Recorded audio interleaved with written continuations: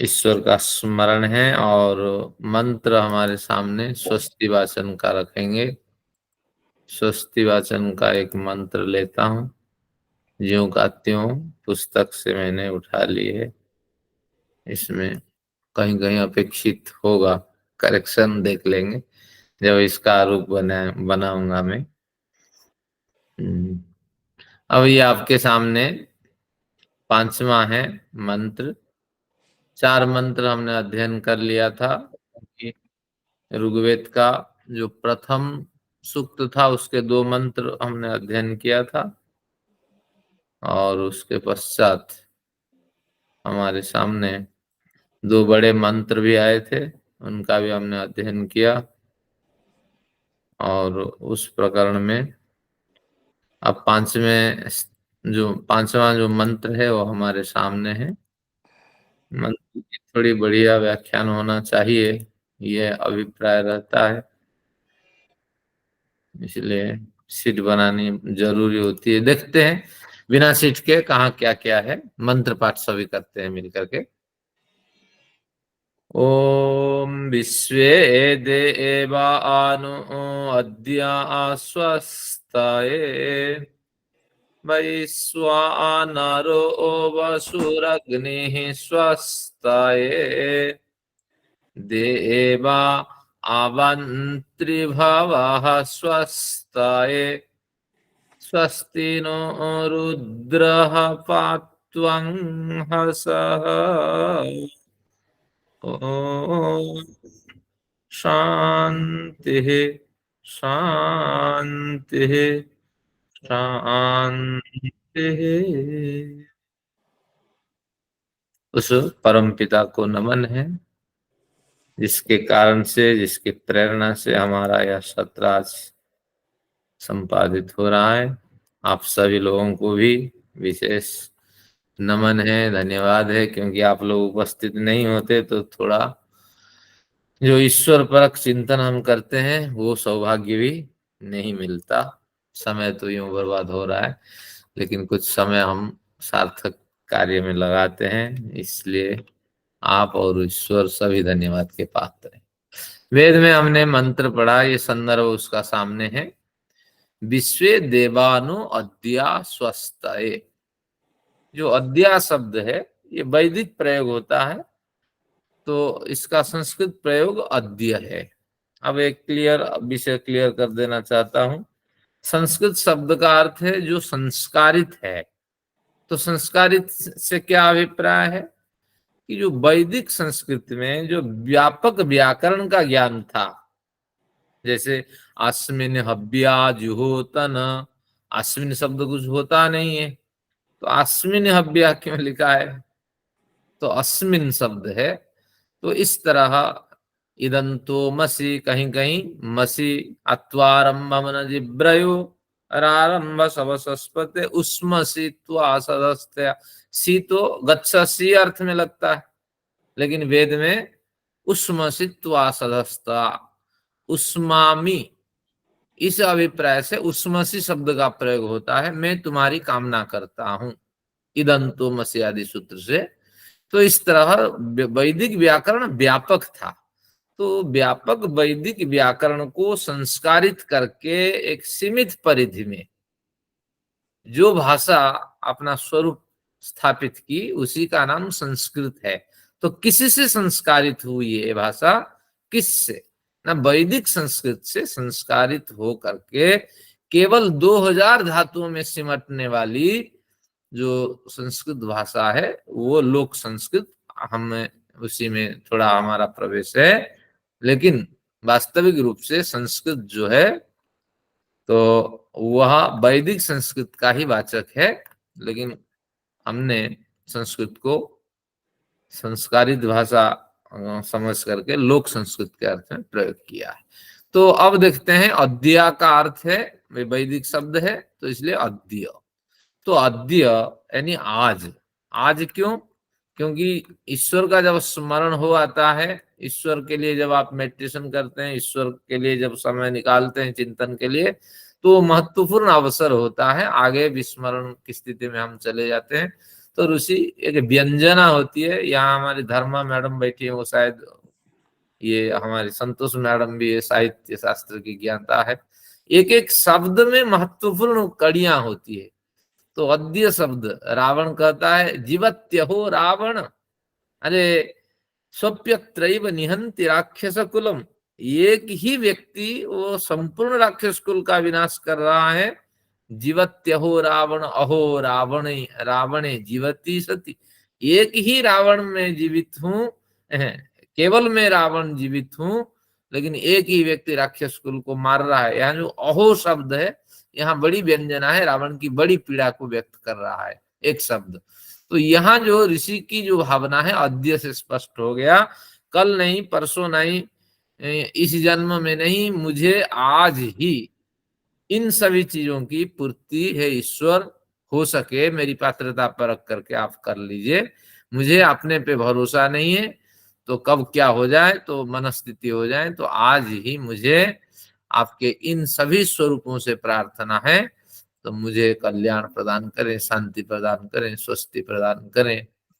तो बस इस अभिप्राय से अद्या शब्द का प्रयोग हुआ है। यहाँ वास्तविक अर्थ है अत्यंत विह्वल उत्कंठित होकर के साधक प्रार्थना करता है ईश्वर से। अद्य शब्द का अर्थ तो क्या प्रार्थना करता है? विश्वे देवानो अद्या स्वस्ताये नः स्वस्ताये, हमारी स्वस्ति के लिए, हमारे कल्याण के लिए, सुअस्ति उत्तम अस्तित्व की प्राप्ति वास्तविक कल्याण ही है। इससे बेहतरीन जन्म, इस सुख से बेहतरीन सुख, और इसी लोक में रहते हुए यथासंभव सुख जो अभी प्राप्त नहीं हुआ है उसे प्राप्त करना, तो वही स्वस्ति है। तो नः स्वस्ताये विश्वे देवा अद्य प्रयत्नशीला भवन्तु। विश्वे देवा, देखिए अर्थ विद्वानों ने इसको प्रस्तुत किया है, उसका थोड़ा विचार देखते हैं क्या कहते हैं वो।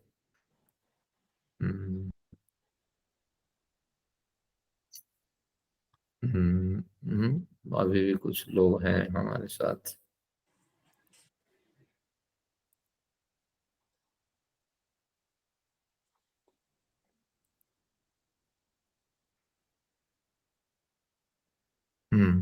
तो अब प्रसंग पे आते हैं।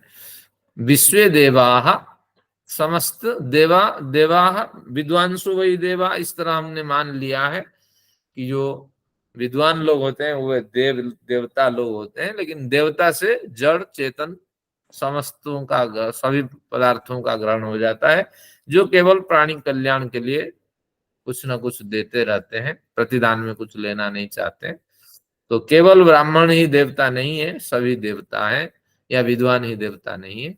तो विश्व देवा प्राणी कल्याण के लिए प्रयत्नशील त्याग भावना से युक्त समस्त दिव्य शक्तियां तो आज ही हमारे कल्याण के लिए, हमारी स्वस्ति के लिए प्रयत्नशील हों, प्रवृत्त हों, इस तरह हमने अध्ययन किया। तो अब देखते हैं आगे ऋषि क्या कहना चाहते हैं इस मंत्र में। वैश्वानरो वसुरग्नि स्वस्तये, आज ही यानी उत्कंठा व्यक्त करते हुए कहते हैं मुझे कल नहीं, परसों नहीं, है ईश्वर हो सके तो मैं इतनी उत्कंठा हूं। आज से अभिप्राय गौण है, आज ही कुछ नहीं हो सकता है, लेकिन शब्द जब व्यंजना में कन्वर्ट हो जाता है इसका अर्थ होता है कि बड़ी व्यथा है, बड़ी पीड़ा है, मुझे मेरी मंजिल नहीं मिल पाई है, मुझे मेरा गंतव्य स्थान अभी तक प्राप्त नहीं हुआ है, तो है ईश्वर आपके विश्वदेव स्वरूप से मेरी प्रार्थना है, मुझे स्वस्ति प्रदान करें। और आपके वैश्वानर स्वरूप से प्रार्थना है। वैश्वानर ये शब्द बहुत बढ़िया शब्द है। विश्व नर पहले शब्द, दो शब्द होता है। तो विश्व यानी समस्त संसार के जन समुदाय को, नर यानी ले जाने वाला, नयति नर आगे आगे ले जाने वाला जो है वो विश्वानर है। उस विश्वानर ईश्वर से, ईश्वरीय भावना से, ईश्वरीय शक्ति से तो जिसका संबंध है वो वैश्वानर है। संस्कृत वाले शब्दों को घुमा देते हैं, अधिभौतिक आधिभौतिक कर देते हैं। तो विश्वानर को उन्होंने वैश्वानर शब्द से कहा, अर्थ में कोई भिन्नता नहीं है, वही अर्थ है। तो वैश्वानरः समस्त प्राणियों को आगे आगे ले जाने वाले मार्गदर्शक है ईश्वर। आपके वैश्वानर स्वरूप से भी प्रार्थना है। वसु अग्नि, वसु और अग्नि स्वरूप से भी मेरी प्रार्थना है। वसु का अर्थ इस विद्वान ने क्या लिखा, देखिए, लिखा सबको बसाने वाला। वसु के दो अर्थ हैं, सब में बसने वाला, सबको बसाने वाला। सब में बसने वाला, सबको निवास प्रदान करने वाला, जन्म कर्म आदि फलों का आवंटन करने वाला, तो वो वसु है, वो परमेश्वर है। अग्नि अंगम नयति सन्नममानः, जो क्या करता है, आपके शरीर में प्रवेश करके क्या करता है, अंगम नयति सन्नममानः, आपके भावना के अनुकूल, उत्तम भावना के अनुकूल फल प्रदान करता है। तो इस तरह अग्नि अंजति ऊर्ध्वम गच्छति इति अग्नि, जो हमेशा ही अपने प्रकाश से रंजित रहता है और ऊर्ध्वलोक की ओर ले जाने के लिए प्रयत्नशील रहता है, ऐसा जो अग्नि है तो वही ईश्वरीय स्वरूप है।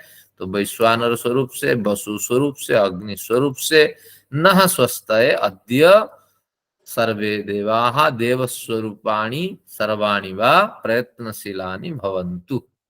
इस तरह इसमें इसने इन देवताओं के नाम स्मरण करके व ईश्वर के इतने विशेषणों का स्मरण करके उन्होंने अपनी विह्वलता व्यक्त की है ऋषि ने, और हमारे लिए प्रेरणा है। हम भी इन्हीं विह्वलता के साथ, विह्वलताओं के साथ ईश्वर का स्मरण करें। देवा अवंत्रिभवः स्वस्तये, देवाः समस्त दिव्य शक्तियां, जड़ चेतनमयी जितनी शक्तियां, दिव्य ज्ञानी लोग, उन्होंने छोटे से शब्द में लिखा। तो ये सभी देव क्या करें, स्वस्तये देवाः ऋभवः, और ऋभवः, ऋभवः तो ऋभु कुछ देवताओं के नाम है, तो जो हमेशा ऋभ दिप्तौ धातु से बनते हैं, तो जो हमेशा प्रकाशित रहते हैं, हमेशा प्रकाशशील हैं, जो अपने ही चिंतन से, अपने विचारों से, इतने इनके विचार शुद्ध होते हैं, पवित्र होते हैं, तो ये अपने विचार से ही ये अपने संपूर्ण कार्य संपादित करते हैं। तो इस तरह जितने हमारे पुण्यात्मा लोग होते हैं वो, उनको भी हम ऋभु कह सकते हैं। तो समस्त ऋभु कोटि के जो देवता लोग हैं वह स्वयं ही देव परमेश्वर हैं, और वो भी ऋभु है, स्वयं ही अपने प्रकाश से, अपनी प्रेरणा से वो प्रकाशशील रहते हैं। तो ऐसे उस ऋभु स्वरूप, देव स्वरूप ईश्वर से प्रार्थना है, नः स्वस्तये अवन्तु, हम सबकी वो रक्षा करें। अब धातु रक्षा के अर्थ में हमारे कल्याण के लिए वो हमारी हमेशा रक्षा करें, असमय में हमारी हत्या न करें। जब हमारे सुगंधि और पुष्टि हमारे जीवन में आ जाए और अगला अवसर अच्छा मिलेगा ही, ये संभावना ईश्वर को लगे, तभी ये हमारी क्या करें, यात्रा को पूर्ण करें, बीच में हमारी यात्रा को न रोकें।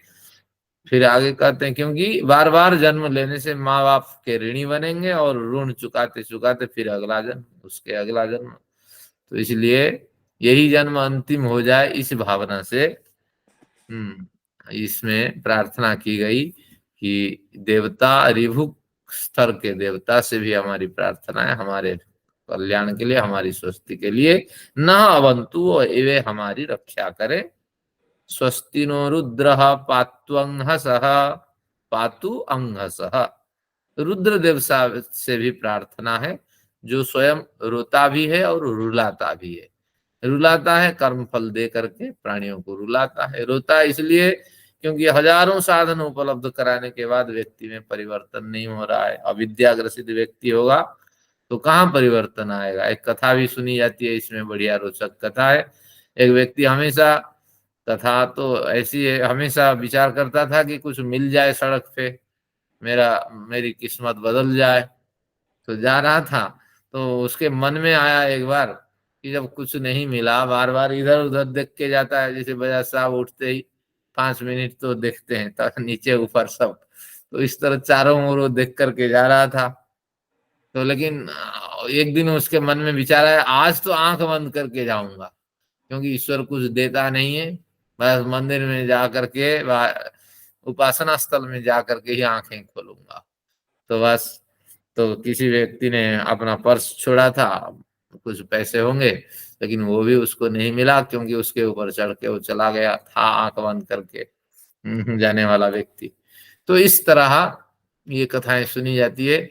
तो रुद्र हमारे लिए भी वो होता है, क्योंकि अच्छा परिवार भी देता है, अच्छा बेटा भी देता है, और अच्छी सत्संगति भी देता है, मित्र भी अच्छे देता है। लेकिन इसके बावजूद भी हम उनका उपयोग नहीं कर पाते हैं। तो इसलिए ईश्वर का नाम रुद्र है, और वो रोता भी है, रुलाता भी है, दुखी होता है हमारे लिए। तत्वतः ईश्वर दुखी नहीं होता, लेकिन ईश्वर सोचता है कि मैं जो साधन दे रहा हूं उसका उपयोग वो नहीं कर पा रहा है। तो इस तरह हम, हमारे लिए सभी प्रकार साधन है, हम समय नहीं निकाल पा रहे हैं, इसका अभ्यास नहीं कर पा रहे हैं। तो इसलिए निश्चित रूप से उस रुद्र रूप ईश्वर से हमारी प्रार्थना है। अंहसः पातु, अंहस पाप, पाप को कहते हैं पातु, पाधातु रक्षा के अर्थ में। वो हमें समस्त पापों से बचाएं। हमें हर हालत में स्वस्ति चाहिए, उत्तम अस्तित्व चाहिए, उत्तम सुख चाहिए, और ताकि अगला जन्म, अगला अवसर और इस जन्म में अप्राप्त जो सुख आदि है, तो उसको हम भली भांति प्राप्त कर सकें। एक बार फिर मंत्र पे सरसरी निगाह पे अर्थ दौड़ाते हैं। सभी विश्व देव स्वरूप उस ईश्वर से प्रार्थना है, और बड़ी व्यूहलता के साथ हमारी प्रार्थना है, हमें वो स्वस्ति प्रदान करें, हमारे लिए कल्याण प्रदान करे। उस ईश्वर के वैश्वानर स्वरूप से प्रार्थना है, जो जिस स्वरूप से वो विश्व के समस्त प्राणियों को ले जाते हैं, जिस वसु स्वरूप से वो सब में बसते हैं, सबको जन्म कर्म फल आदि प्रदान करके सबको बसाते हैं। और उस अग्नि स्वरूप जो प्रकाशमय स्वरूप है, उससे भी प्रार्थना है हमारे लिए वो कल्याण प्रदान करें। ऋभु स्तर के उस ईश्वरीय स्वरूप से भी हमारे प्रार्थना है, प्रकाशमय स्वरूप स्तर के ईश्वरीय स्वरूप से हमारे प्रार्थना है कि वो हमें, हमारी रक्षा करें, असमय में हमारी हत्या न करें, हमारी मृत्यु, हमारी जीवन यात्रा समाप्त न करें। और साथ में उस रुद्र स्वरूप जो हमारे लिए, नो अध्यास्वस्तये उनसे हमारी प्रार्थना है कि वो हमें बचाएं। चलिए एक बार माता जी की श्रद्धा के लिए उस मंत्र पाठ करते हैं आगे। ओम विश्वे देवानो अद्य आस्वस्ताये वैश्वानरो वसुरग्निः स्वस्ताये देवा अवन्त्रिभवः स्वस्ताये स्वस्ति नो रुद्रः पात्वं नहसः।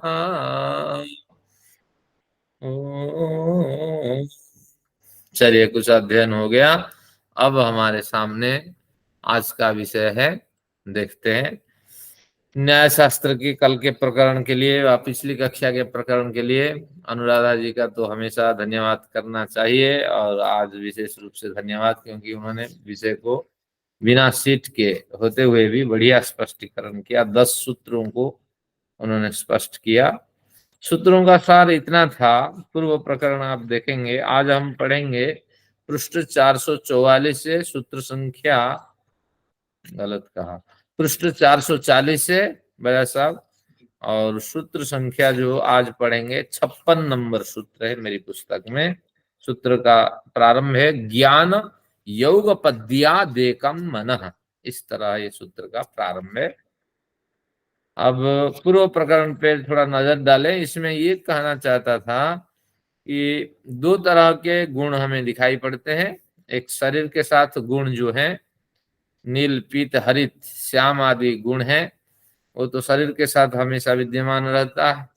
लेकिन एक गुण जब गंभीरता से हम सोचते हैं, चेतना नामक एक गुण तो दिखाई पड़ता है। ये गुण कैसे निकल जाता है पता नहीं, लेकिन ये श्याम हरित पीत आदि गुण तो निकलते नहीं है। ये तो शरीर के साथ शरीर अस्तित्व खोया तब जा करके ये अस्तित्व हीन होते हैं, नहीं तो चेतना के निकलने पर भी, चेतना नामक गुण के निकलने पर भी ये सक्रिय बने रहते हैं शरीर के साथ। तो संशय बना रहता है कि ये बीच में आने वाला जो चेतन नामक गुण है, ये अपना है, शरीर का है, और किसी दूसरे शरीर का है। तो इस तरह उन्होंने इसका स्पष्टीकरण बढ़िया ढंग से किया। 55वें सूत्र तक जब हम पहुंचे तो 54वें सूत्र पे उन्होंने कहा था न रूपादिनम इतरेतर वैधर्म्यात्। उन्होंने कहा कि शरीर में जितने गुण मिलते हैं उनके दो स्तर है। एक स्तर है कि उन गुणों के परिवर्तन को हम देखते हैं, जैसे सत्व रज तम आदि गुण होते हैं उनमें परिवर्तन होता है। श्याम और काला और जो हरित पीत आदि गुण हैं परस्पर वो बदलते रहते हैं, आपस में मिल करके ये गुण तो दिखाई पड़ते हैं। स्पर्श के योग्य भी कुछ गुण होते हैं, लेकिन कुछ गुण ऐसे होते हैं केवल ही उसमें अनुमान होता है, जैसे भार आदि गुण है और उनको हम पकड़ नहीं पाते हैं, लेकिन वास्तविक रूप से अनुमान आदि के माध्यम से फिर अनुमान को व्यवहार में उतार करके इतने किलो इतना वजन का ये दिखाई पड़ता है। श्याम शरीर भी दिखाई पड़ता है लेकिन वजन दिखाई नहीं पड़ता। तो इस तरह दो स्तर का उन्होंने विभाजन किया था।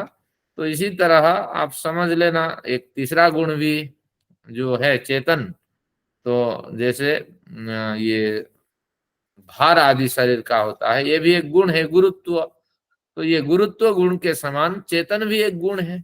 इस तरह हम माने तो निश्चित रूप से ये शरीर का गुण है हो, इसमें हानि क्या है। पूर्व पक्षी ने इस तरह अगर विचार रखा तो सिद्धांती इसके समाधान के लिए क्या उत्तर देंगे।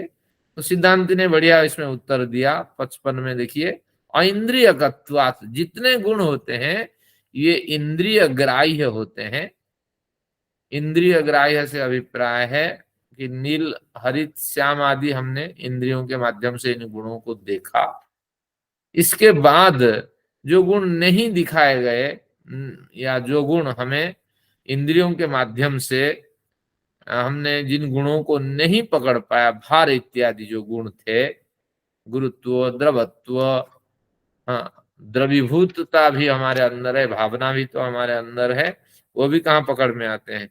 तो निश्चित रूप से ये भी इंद्रियों के द्वारा न ग्रहण होने पर भी ये भी शरीर का एक गुण है, क्योंकि चेतन आत्मा के निकलने के बाद हाँ रूपादि गुणों के साथ ये गुण विद्यमान रहते हैं।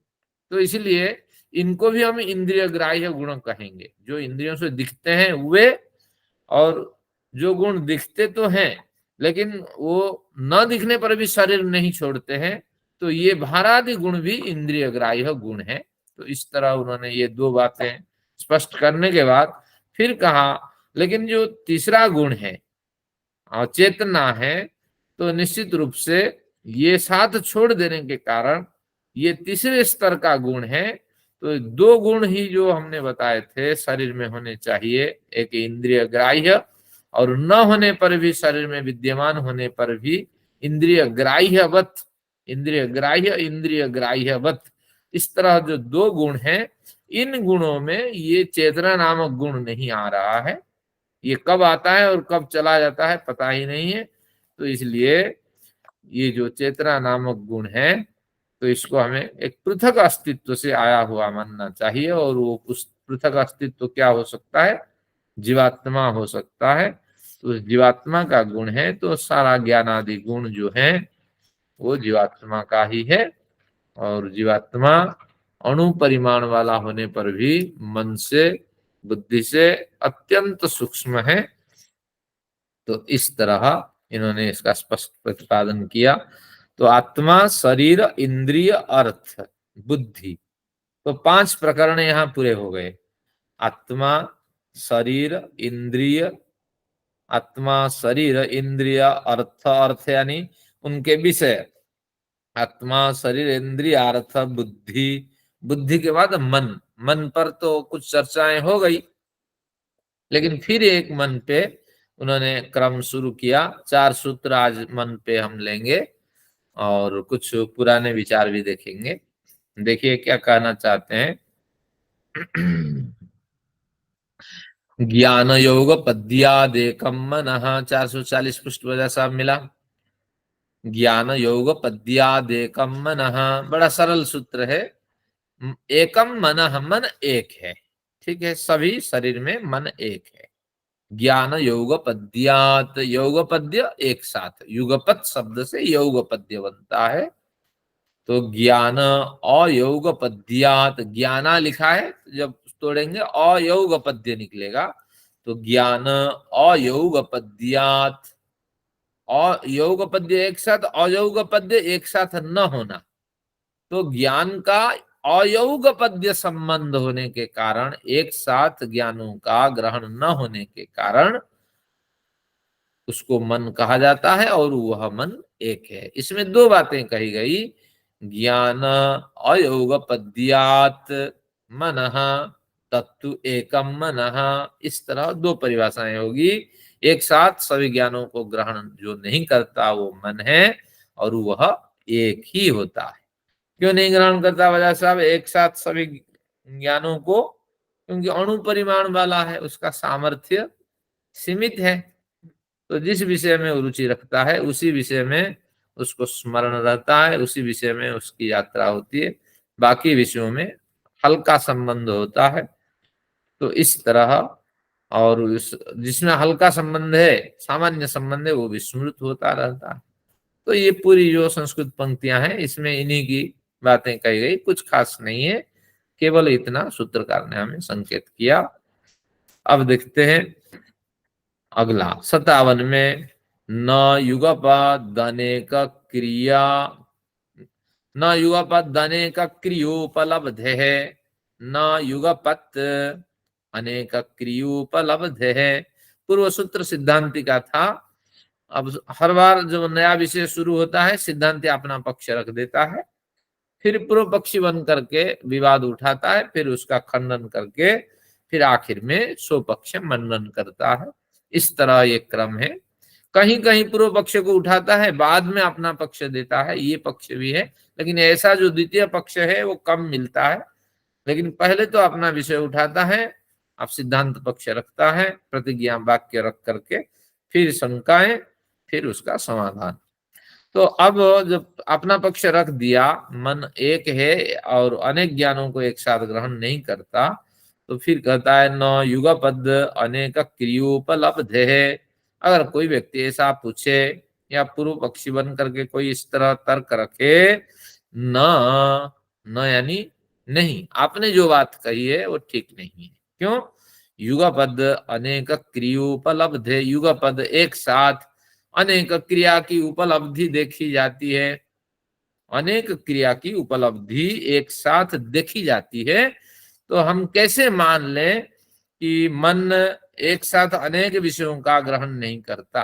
क्योंकि जब मन की चर्चा हुई थी, बार बार प्रश्न उठता है, और मैं भी कई उदाहरण देता हूँ। एक व्यक्ति गाड़ी में जा रहा है, और जब जहां से निकला और अपने गंतव्य स्थान तक पहुंचते हुए हजारों दृश्यों को उन्होंने देखा, लाखों दृश्यों को देखा। तो और गाड़ी सुरक्षित चलाता हुआ अपने गंतव्य स्थान पे भी पहुंच गया। तो मुख्य लक्ष्य तो उसके गाड़ी चलाने में था, लेकिन दूसरे विषयों को भी वो बारीकी से देखता हुआ जा रहा था। तो कैसे हम माने कि मन एक साथ अनेक विषयों को ग्रहण नहीं करता? तो वही बात उन्होंने उठाई। देखिए, ये संस्कृत पंक्ति बड़ी मजेदार पंक्ति है, इसी 57वीं सूत्र की, इसको पढ़ते हैं। कैसे एक साथ हम बहुत विषय को जानते हैं। प्राचीन काल के विद्वान रहे, तो उस समय की एक सांस्कृतिक जो सामाजिक स्थिति है, आज की स्थिति होगी, जिस परिवेश में हम होते हैं वही उदाहरण देंगे। तो उस समय कैसे विद्वान लोग रहा करते थे, देखिए। अयम खलु अध्यापको अधीते, 57 के नीचे जो संस्कृत पंक्ति, तो अयम खलु अध्यापक अधीते, ये अध्यापक अध्ययन करता है, अध्ययन करता है, बहुत से सारे सूत्र रट रखा है, तो उसको याद करता है, बहुत से सारे श्लोक रट रखा है।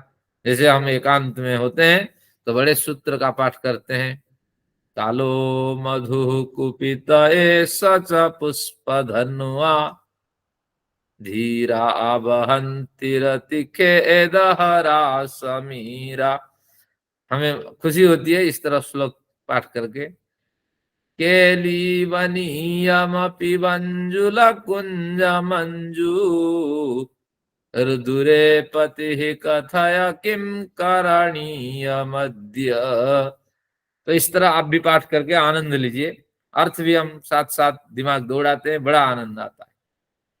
अयम खलु अध्यापको अधीते, इस तरह महत्वपूर्ण बिंदुओं को अध्ययन करता हुआ व्यक्ति गुनगुनाता हुआ चलता है। ब्रजति, चलता भी है और गुनगुनाता भी है। तो गुनगुनाना भी एक कार्य है, चलना भी एक कार्य है। कमंडलम धारयति, सांस्कृतिक सामाजिक चित्रण देखिए, उस समय जब भाष्य लिखा गया था, कमंडलम धारयति, हाथ में कमंडलू भी ले रखा है। कमंडलू क्यों ले रखा है? क्योंकि आजकल तो बटल लेके चलते हैं, लेकिन उस समय उनको भी पता था जल का भी कमंडलू वो लेके चलते थे। पानी की आवश्यकता पड़ेगी, हर जगह पानी नहीं मिलने वाला है, और जो मिलेगा गंदा पानी। तो ये व्यवस्था आजकल क्या व्यवस्था, हम हजारों वर्षों पहले हमने ये व्यवस्था बनाई थी।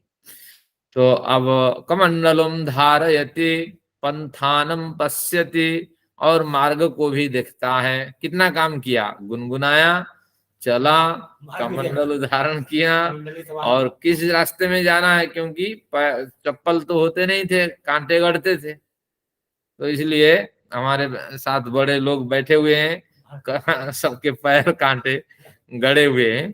कई बार तो पैर के जो उंगलियां होती है पैदल चलने के कारण वो छिल जाती थी। वजह साहब सही कह रहा हूँ? हैं? हाँ वो जो पैदल कमर लाते हैं ना, इनके पैर हाँ टूट जाते हैं। उंगलियां भी छिल जाती है। चलिए, पंथानम पश्यति, तो पंथान मार्ग को भी देख रहा है। श्रृणोति अरण्याजान शब्दान, अरण्यजान, अरण्य से आने वाले शब्दों को भी वो सुनता है। जंगल में रहते थे लोग, तो अरण्य से आने वाले शब्दों को सुनते थे। ये किसका है? ये लकड़बग्घे का आवाज है, ये शेर का आवाज है, और ये किसके, और जो सालाब्रुक जो भेड़िए की आवाज है। तो इस तरह इन सबको सुन करके वो अपना बचाव के लिए सोचता है। विभेति, डर भी लगता था कि ये आवाज बड़े नजदीक है, तो रास्ता बदल दिया जाए। ब्याल लिंगानी, ब्याल सर्प को कहते हैं, उसके लिंग को भी देखता है। लिंग यानी संकेत, सर्प की केंचुलियां जो पड़ी होती है तो आसपास सर्प कहीं है, तो इस तरह उसको ज्ञान होता है। बुभुत्सते, बुभुत्सते यानी बुद्धुम इच्छति, यानी वो समझने में लगता है कि निश्चित रूप से यही आसपास सर्प है और इस बीच में फंस गया। स्मरति च गंतव्य स्थानीयमिति, और गंतव्य स्थान का स्मरण करता, कितना दूर है, ये अर्ध कुमारी तक पहुंच गया हूं, अब कितना दूर है पहुंचने में। इस तरह क्रमस्य अग्रहणाद्युगपद एता क्रिया, तो इसलिए एक क्रमस्य, इस तरह क्रम से, अग्रहणात, अगर आप कहेंगे एक साथ ग्रहण नहीं होता, लेकिन ये संभव नहीं है। युगपदेता क्रिया, ये एक इतनी सारी क्रियाएं एक व्यक्ति के साथ साथ साथ चलती हैं, तो निश्चित रूप से प्राप्त मन स बहुत्वमिति, इसलिए मन में बहुत क्षमता है, बहुत विषयों को ग्रहण कर सकता है। इस निष्कर्ष पे हम पहुंचे। ये वात्स्यायन के विचार हैं। तो वात्स्यायन के समय पे भी जंगल बड़े थे। ये दिल्ली हम जहाँ बैठे हैं ये भी तो जंगल था पहले, तो इसलिए कोई बड़ी बात नहीं है। तो इस तरह स्थितियां होती थी। सन्यासी जब डंडा लेके चलता है, दंड, तो उसके पीछे क्या कारण है? आजकल तो वो डंडे का कोई उपयोगिता नहीं रही, तो उसमें वो कपड़ा चढ़ा करके ऐसे रख देता है। लेकिन डंडा इसलिए होता था अपना बचाव के लिए, मजबूत और ठोस डंडा लेके वो चलता था कि जानवरों से लड़ सके, विरोधियों का मुकाबला कर सके। तो विरोधी भी तो बड़े होते थे, तो इसलिए आत्मरक्षा के लिए ये होता था। लेकिन भयंकर हथियार नहीं होता था, सामान्य आत्मरक्षा। अगर भयंकर समस्या आए तो समर्पण करना होता है, वहां तो जान देनी होती है, नहीं तो माफी मांगनी है। तो बस सामान्य स्थिति में निपटने के लिए ये है। चलिए, तो अब इसमें ये सारे विचार उठाए, अब समाधान क्या देंगे? तो बहुत दिन पहले हमारे प्रेम सचदेवा साहब जी ने विचार रखा था अलात चक्र का। मैंने कहा था आगे सूत्र आएगा, आ गया वो सूत्र 58। अलात चक्र दर्शनवत् तदुपलब्धि रासु संचारात, 58वां सूत्र। अलात चक्र दर्शनवत् तदुपलब्धि रासु संचारात, अलात चक्र, इसको देखते हैं। हाँ, ये अलात चक्र का अर्थ है अग्नि संलग्न चक्र। ये शब्द कैसे बना है इसकी प्रक्रिया देखनी पड़ेगी। अलात शब्द का अर्थ है अग्नि संयोग चक्र। एक चक्र होता था प्राचीन भारत में, जब कभी जुलूस निकलते थे लोग खुशी से क्या करते थे, उस एक चक्का बना लेते थे, पहिया बना लेते थे और उसको हाथ में घुमाते थे। उसके दोनों विपरीत छोर में क्या करते थे, कपड़े बांध करके उसमें तेल डाल करके, और उसमें सरसों का तेल ज्यादातर यूज होता था और दूसरे जो अनाजों का तेल, तो बस उस तेल को डाल करके दो हिस्सों में डाल दिए और अग्नि संयोग कर देते थे और उसको हाथ से ऐसे घुमाते थे। तो ज्यादातर मंदिरों में, आप मंदिर प्रधान जो शहर है वहां रहने वाले जानते हैं, तो इस तरह उसको घुमाते हैं, कलाकारी दिखाते हैं। और वो कैसे घूमता हुआ दिखाई पड़ता है, क्योंकि दो छोरों के अंदर लगी हुई आग, ऐसे लगता है कि पूरे चक्र में आग लगी हुई है और वो आग वाला चक्र, आग अग्नि संयोग चक्र घूम रहा। तो यही ये कहते हैं अलात चक्र दर्शनवत तदुपलब्धि। लेकिन वास्तविक रूप से जब देखेंगे अलात चक्र सब जगह चक्र में नहीं लगा हुआ होता है, अग्नि नहीं लगी हुई होती है, लेकिन दो ही छोरों पे अग्नि लगी हुई होती है। तो इसलिए अलात चक्र दर्शनवत तदुपलब्धि।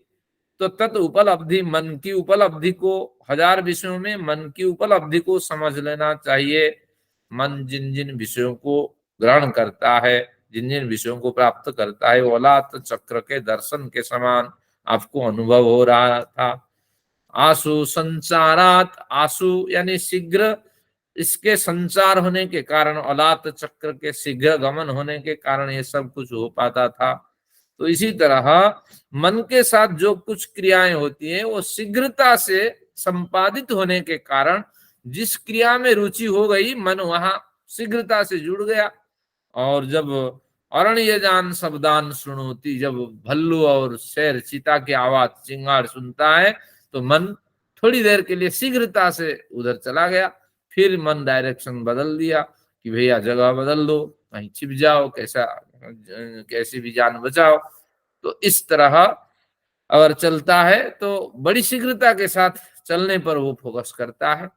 अगर गुनगुनाता है, मन भी शीघ्रता के साथ गुनगुनाता है। तो ये कार्य शीघ्रता के साथ मन करता है, लेकिन जो भी कार्य करता है तो बड़ी रुचि के साथ करता है। एक समय में एक ही कार्य में 100% वो रुचि रखता है और वो कार्य भली भांति संपन्न होता है। बाकी सभी कार्य भली भांति संपन्न नहीं होते हैं, लेकिन सभी कार्यों में 5% 10% उसका तो प्रवेश होता है, लेकिन वो प्रवेश कोई महत्वपूर्ण नहीं होता है। लेकिन जिसमें उसकी रुचि है तो उसमें सर्वाधिक उसका प्रवेश होता है। और शीघ्रता के साथ गाड़ी चलाते हुए भी थोड़ी देर इधर देखे, वो स्मृति घर पहुंचने के बाद हमारे दिमाग में आती रही, तो तात्पर्य है कि उस समय मन शीघ्रता के साथ वहां जुड़ गया। तो इसको समझने के लिए हमारे प्रकरण में एक होता है उत्पल शतपत्र भेद न्याय। क्या है, जिनके पास पेन है वो लिख सकते हैं। जैसे अलात चक्र न्याय है, मीमांसा का एक प्रकरण है। उत्पल शतपत्र भेद न्याय, उत्पल यानी कमल का फूल, तो कमल के शतपत्र सैकड़ों पंखुड़ियां रखेंगे और उसका भेद करेंगे, उसका भेद करेंगे, भेद यानी भेदन करेंगे, उसके बीच एक छेद करेंगे। तो बड़ी सी सुई लेंगे और जोर से ऊपर से मारेंगे 100 पंखुड़ियों को एक साथ रख करके। तो जैसे कुछ माइक्रो सेकेंड में सभी पंखुड़ियां 1 सेकंड में सारी पंखुड़ियां बीत जाएंगी, लेकिन ऐसा नहीं है, क्योंकि पहली पंखुड़ी पहले भी वेदन को प्राप्त की, फिर दूसरी पंखुड़ी, इसके बाद तीसरी पंखुड़ी। तो 1 सेकंड को क्या 100 माइक्रो सेकंड में कन्वर्ट करेंगे, तभी जाके हम पकड़ पाएंगे कि अंतिम जो है, अंतिम माइक्रो सेकंड में अंतिम पंखुड़ी बींध पाए। तो उसी तरह मन शीघ्रता के साथ ये सारा कार्य करता है और जिस जिस कार्य में वो जुड़ता है उसमें 100% उसका पूर्ण रूप से उसका प्रवेश होता है। तो यही मन का प्रवेश है। लेकिन ऐसा नहीं है कि मन सभी में प्रवेश हो करके सभी कार्य को एक साथ करता है। ज्यादातर टीवी देखते और भोजन खाते लोगों को आप देखिएगा, भोजन का आनंद नहीं मिल पाता और टीवी का आनंद मिलता, और टीवी का आनंद नहीं मिल पाता, भोजन का आनंद कई बार मिलता। तो इस तरह शास्त्र में कहा गया कि एक कार्य बड़ी रुचि के साथ करिए तब आनंद आएगा।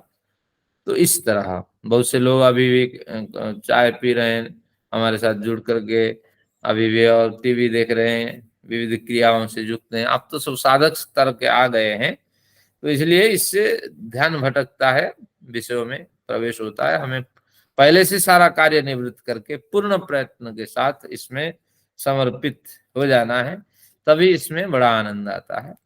चलिए, ये बिल्कुल क्लियर हुआ। अब यहाँ एक शास्त्रीय विषय है, अलात चक्र दर्शनवत तदुपलब्धि। अब जैसे अलात चक्र के घूमने से हमें भ्रांति होती थी कि ये चक्र युक्त अग्नि संयुक्त चक्र है, इसमें दो छोर पे नहीं लगी है अग्नि, बल्कि अग्नि सभी छोर पे लगी हुई है। सर्वत्र चक्र के जो डायमेंशन है, सर्वत्र अग्नि लगी हुई है। तो ये पहले भ्रांति होती है।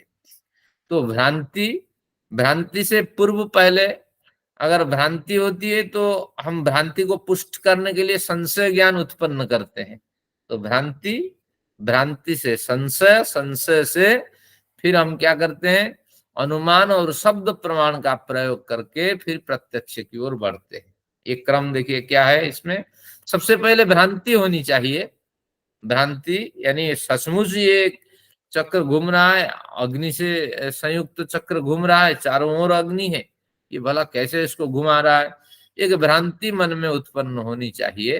तो भ्रांति अगर नहीं है, स्वीकार आपने कर लिया, तो निश्चित रूप से अविद्या के आप शिकार हो गए। जहां असंभव है, हाँ, जैसे मैं तो देखता हूँ कई बार यूट्यूब में भी आता है, कई बार टेलीविजन में आता है, कौन सा बाबा है, बागेश्वर बाबा, उसको आप देखिएगा, क्या सन्यासी बाबा, क्या क्या कैसे इस समाज में, आधुनिक समाज में आप देखिएगा ऐसे लोग हैं, सन्यासी बाबा चमेटा मार और तू तो एक टुच्चा भूत है। हाँ, इस तरह वो महिलाओं को, पुरुषों को भूत बना के सामने लाता है, फिर उसको झाड़ता है, फूंकता है, क्या करता होगा पता नहीं, फिर भूत भाग जाता है। हाँ, तो पहले भ्रांतियां होनी चाहिए मन में। जब सृष्टि में ऐसी कोई व्यवस्था ही नहीं है, कोई भूत होता ही नहीं है, तो ये फिर कैसे, तो ये एक्सपेरिमेंट मांगता है। तो इस तरह ये आपका रहा, पहले भ्रांति होनी चाहिए मन में। भ्रांति से संशय ज्ञान उत्पन्न होता है। ज्ञान तो 3 स्तर 4 स्तर होते हैं ज्ञान के। पहले संशय ज्ञान है, संशय के बाद फिर अविद्या, हाँ, संशय, अविद्या, अविद्या से फिर तत्व ज्ञान। 3 है ज्ञान के स्तर है, नहीं शाब्दिक 4 ज्ञान है। पहले शाब्दिक ज्ञान है, कुछ हमने पढ़ा देखा और उसमें भी संशय उत्पन्न हुआ, तो इस शाब्दिक ज्ञान, संशय ज्ञान, संशय से अविद्या, एक किसी को हमने पकड़ ली, जैसे हमारी मान्यता रही या जैसे हमारा पुष्पव्याग रहा, तो उस हिसाब से हमने किसी को मान ली। तो शाब्दिक, संशय, अविद्या, अविद्या से फिर तत्व ज्ञान की ओर हम बढ़ते हैं, धीरे धीरे अपने निर्णय करते हैं, सही क्या गलत क्या, ये सभी के साथ होता है। तो इस तरह अब इस क्रम को आप समझिए। मन सबसे पहले भ्रांति को उत्पन्न करता है, अगर समझदार व्यक्ति है, नहीं तो भ्रांति किसी के मन में उठना ही नहीं है। तो इसलिए भ्रांति, भ्रांति से संशय ज्ञान, संशय ज्ञान से फिर हम क्या करते हैं, जो प्रमाण हमारे पास होता है, अनुमान होता है, शब्द प्रमाण होता है, तो उसको हम लगाते हैं। हाँ, और इसके बाद अगला क्या होता है, तत्व ज्ञान की ओर बढ़ते हैं, प्रत्यक्ष का अनुभव करते हैं। जब आप क्या है, अंधेरे कमरे में होते हैं, आपने आप देखिए, ज्यादातर अनुराधा जी अकेली रहती है, अनुभव होता होगा, बिल्ली कैसे इधर से घुसती है, उधर से जाती है, मानो कोई गिर रहा है, कोई डरा रहा है भूत बन करके, इस तरह का अनुभव होता है जो एकांत में आप रहते हैं। तो उस समय इसका प्रयोग करिए, पहले भ्रांति उठाइए, संशय उठाइए, फिर अनुमान प्रमाण का प्रयोग करिए, शब्द प्रमाण का प्रयोग करिए, फिर उसकी ओर बढ़िए। तो फिर बिल्ली की पूंछ दिख जाएगी, बिल्ली के आवागमन दिख जाएगा, और कई बार आपके दरवाजे में भी खटखटाहट होती है, कोई आकर के धक्का दे रहा है, तो इसके पीछे भी कुछ ना कुछ कारण है। हवा हो सकती है, बिल्ली हो सकती है, कुछ भी हो सकता है। तो ये सब आपको इस तरह मुझे तो बचपन से संस्कार दिए हुए हैं, मैं भूत नहीं मानती, मुझे कोई भूत नहीं पकड़ता। तो इस माध्यम से आपको गुजरना पड़ेगा। शब्द प्रमाण इसमें बड़ा साथ देता है। क्या शब्द प्रमाण है भूत के संबंध में? छायावत चित्रवत, हमने सांख्य दर्शन में पढ़ा, छायावत चित्रवत। क्योंकि छाया अगर भूत की छाया की कल्पना करेंगे तो एक चित्र फलक में चित्र बनाने के लिए एक फलक भी चाहिए, तुली चाहिए, सभी साधन चाहिए, तभी ना हम चित्र बना सकते हैं। तो इसलिए अगर भूत कोई दिखाई पड़े, वो पठान भूत हो या और दूसरा कोई भूत हो, कोई भूत तभी दिखाई पड़े जब उसको शरीर मिले ना। और तो जब शरीर है नहीं उसके पास, वो फिर आएगा कैसे, डराएगा कैसे? वो तो स्वयं मूर्छित और बेहोश स्थिति में पड़ा हुआ जीव होता है। तो इस तरह की स्थिति में शब्द प्रमाण आपको साथ देने वाला है। चलिए आगे देखते हैं। 58वां सूत्र हो गया आपका। अरे जी, ये जो अभी आपने सूत्र लिया है ना, ये वाला, इसमें जो मैंने पढ़ रही थी उदयवीर में, इसमें इन्होंने अलाप चक्र को ये बताया कि एक लकड़ी है और उसका एक सिरा, एक ही सिरे पर आग लगी हुई है, और उसे ही वो दूसरे सिरे से पकड़ के वो जोर जोर से घुमा रहा है, तो चक्र बना रहा है उसी से। तो इसमें दो सिरे का वो चक्र वो नहीं बता रखा, तो कौन सा सही है, क्या लिखें? चलिए, इसमें बड़ा श्रम होगा, जोर जोर से उसको घुमाएगा फिर, लेकिन दो सिरों में हमने लगा दिया तो जल्दी समझ में आ गया। तो दो कोई जरूरी नहीं, 5 जगह लगाइए, उसमें तो कई अरे होते हैं। तो यानी एक को भी भी बहुत ग्राह्य जोर होगा। से घुमाए तो चक्र तो बन जाएगा, अगर एक हाँ, एक को भी बहुत जोर से घुमाया जाए तो चक्र तो बन जाएगा। तो बहुत जोर से हाँ हाँ, तेजी से मेहनत करनी घुमाएंगे पड़ेगी। चक्र तो बनेगा। मैंने देखा हुआ है, राधा जी, मैंने देखा राधा हुआ है, जी, एक साइड पर आग लगी हुई लकड़ी को घुमाते हुए बचपन मैंने देखा में है। बचपन में आपने एक हाँ तार होती थी, ठीक है, हाँ उसमें नीचे एक गोल सा कुछ होता था, उसके ऊपर एक पंखड़ी होती थी। जब उसको तार के सहारे ऊपर से यूं करते थे तो पंखड़ी पे दो ही थी पंखड़ियां, ठीक है। ऊपर जाके जब वो घूमती थी, तो हाँ, घूमती थी जब, तो वो चक्र ही दिखाई देता था। चक्र याद है दिखाई वो? देता। हाँ हम्म। याद है। बहुत बहुत चलाए हैं हमने, है ना जी? हाँ हाँ, उसको ऐसे वो हैंडल से नीचे को करते, चक्र ऊपर जाके वो ऊपर गोल गोल घूमता था। हाँ, है दो पंख, लेकिन घूमते हुए जो पूरा एक चक्र दिखता हाँ है। हाँ, ठीक है चक्र जी? लगता। हाँ जी। चलिए, बढ़िया, पुरानी स्मृति। तो मैं कविता में एक आचार्य जी लिखूं एक या बात और दो बताइए। लिखूं? हाँ जी। आचार्य जी, अभी मैं जैसे आपने कविता में भूत प्रेत की और बागेश्वर एक बाबा की लिखूं, बात कविता की, कविता में मैं एक लिखूं तो या दो ये होता है कि इनके लिखूं? पास भी जितने लोग आते हैं वो सब सिर घुमाते घुमाते आते हैं, वो क्या फिर प्रॉब्लम होती है? बहुत सारे मतलब ऐसे केसेस देखने में ये मतलब ऐसे मेरे जैसे आपने प्रश्न बात की तो मेरे मन में, क्योंकि जो दिखाते हैं वो यही दिखाएंगे कि बहुत लोग ऐसे वो सिर फिर उसके बाद ठीक हो गए, वो क्या समस्या है एक्चुअली वो है, या वो भी कुछ मतलब साइकोलॉजिकल केस है? हाँ, वो तो महर्षि दयानंद ने लिखा है कि कुछ उनके भी अपने व्यक्ति होते हैं, उन्हीं चुनिंदा व्यक्तियों को वो बुलाते हैं और उन्हीं के वीडियो रिलीज करते हैं। और हाँ दूसरा है कुछ साइकोलॉजिकल भी अफेक्ट होता है लोगों में, एक विश्वास के साथ होता है। एक बढ़िया उदाहरण मैं सुनाता हूँ, और आपको खुशी होगी, लोग कैसे समाज में हैं आप जानेंगे। पिताजी थे हमारे पंडित, तो एक व्यक्ति आया कि मेरी माताजी बड़े दिन से पीड़ित है, बीमार है, वो मर नहीं रही है, और घर वाले हम सब तंग हैं, हम क्या करें, क्योंकि मल मूत्र आदि साफ करना मुश्किल है। तो पिताजी थे पंडित, बोले कुछ नहीं, पंचगव्य खिलाओ उसको, 4-5 दिन मर जाएगी। पंचगव्य का मतलब है गोमयम गोमूत्र क्षीरम दधि सर्पी कुशोदकम, गाय दूध, गाय मूत्र, गाय के गोबर और दधि सर्पी कुशोदक, ये सबको मिला के 5-7 दिन पिलाओ, मर जाएंगे। तो बस आप समझ लेना कि इसको पीने से धीरे धीरे तो शरीर अफेक्ट होगा, बैक्टीरिया तो जाएगा ही अंदर। तो निश्चित रूप से वो व्यक्ति वही किया, और बिल्कुल 8-10 दिन के बाद मृत्यु हो गई। तो पिताजी को 5-10 हजार देने आया था, संपन्न व्यक्ति था, कि बढ़िया सुंदर तरीके से आपने हमारा इलाज करा दिया, हम दुखी थे। मैं बड़ा विरोध कर रहा, पिताजी का विरोध किया, ये पाप के भागी होंगे। पिताजी ने कहा मैंने थोड़ी मारा। तो ये तात्पर्य है गलत सलाह तो दी ना, उस सलाह से ही मारा। साइकोलॉजिकल कुछ होता है अफेक्ट, क्या कैसे मरा अलग बात है, शारीरिक शीर्ण होने से व्यक्ति मरता है, लेकिन ये वजह है या नहीं अलग बात है। मैं ये पूछ रही कविता में, मैं एक तरफ आग लिखूं, 2 तरफ आग लिखूं? हाँ कोई नहीं, एक तरफ जैसे आपको उचित लगे। ठीक है। हाँ चलिए अगला देखते हैं। अगला 58 है, 58 हो गया। अब देखते हैं 59 है। यथोक्त हेतुत्वाचाणु, अणु नपुंसक में प्रयोग किया, मन के अर्थ में, विसर्ग इसलिए नहीं दिया। यथोक्त हेतुत्वाचाणु,